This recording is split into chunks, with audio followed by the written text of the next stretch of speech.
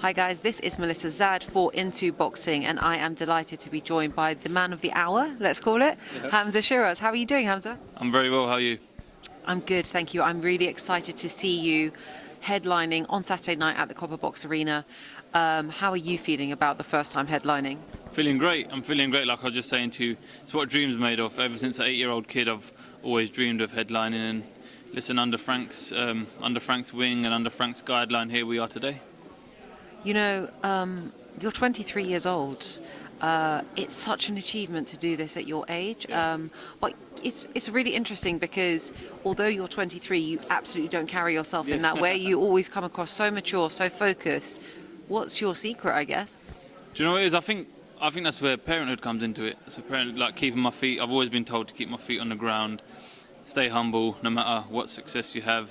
And I think what helps with that is I've been working so hard ever since I've been an 8-year-old kid, just in and out of the gym. And once you start seeing your dreams become reality slowly, I think that's where the key is to stay humble. Personally, everyone's different, and yeah, that's my secret. Do you know what? It's a really interesting one because you come here, you're so smartly dressed, like you're talking about staying humble. You thanked God. The first thing you said was thanking God. Is religion a really big part of actually keeping your feet on the ground and staying humble? Yeah, of course. I've always been a man of God, and I always will be a man of God. I'm not saying I'm perfect. I'm not saying that, but yeah, definitely I always use it as to stay on the right path, basically. Just to stay grounded, stay humble, and realise that everything comes from the man above. Not a lot of people know much about Torrez. He's not someone that's spoken about in the domestic scene too much because he's not from England. But what can you tell us? Because obviously he came out of a draw against Benavidez. What else do you know about him? He's a tricky customer. I know what you just said, that no one knows him here, but in America everyone knows him. So it's a bit of a... Normally it's the other way around in my opponents. But he's tricky. He's confident, he's going to come to win, he's going to come to rip the title away from me. But I'm not going to let it happen. I've worked too hard for it, and inshallah, come Saturday night I'll put on a good performance and for everyone to see. Obviously, with the win will come a world ranking, and you've just won the Young Boxer of the Year award. You know, the likes of Amir Khan, Naseem Hamed, Joe Calzaghe, these are some names that have won it before. It feels like you're on the precipice of just like the whole world, right? Like the world is your oyster kind of vibe. Is that what it feels like for you? Yes and no. Yes, in the sense that when you look at the book of where my name is and you see my name against the likes of Naseem Hamed, Nigel Benn, Ricky Hatton, it's a bit like, okay, I've cemented my name in history, in the history books.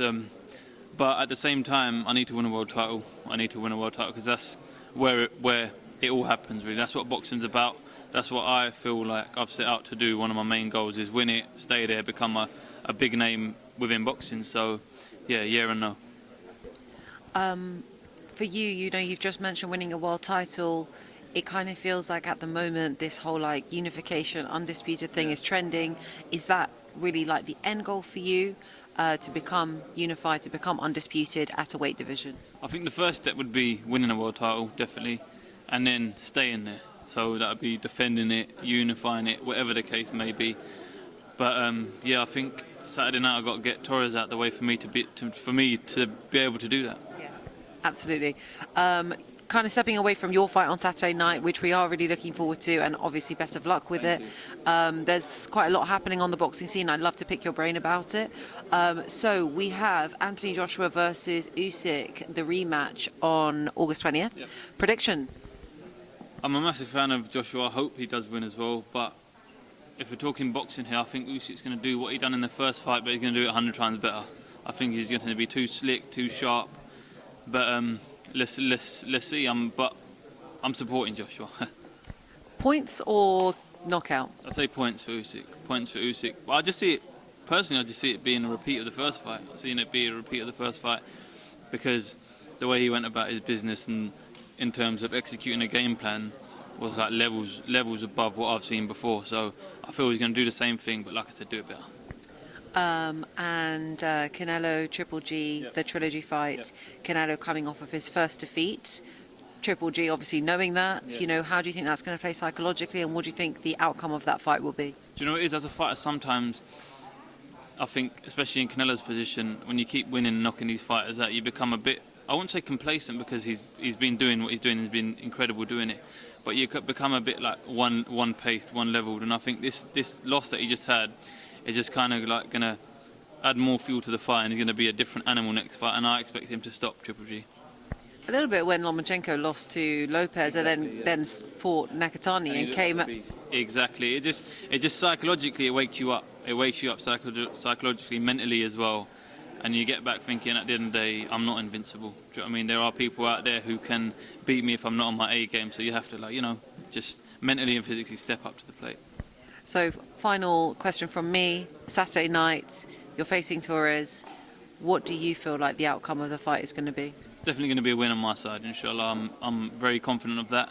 I've done everything in my power, everything in our team's power to prepare to the best of our ability, and yeah, definitely a win. I don't want to say how, because whenever I do, I always jinx myself. But yeah, no, either way, definitely a win. Hamzah, honestly, such a gentleman. Thank you so much for taking the time to speak to me. I appreciate it. Thank you very much. I appreciate it.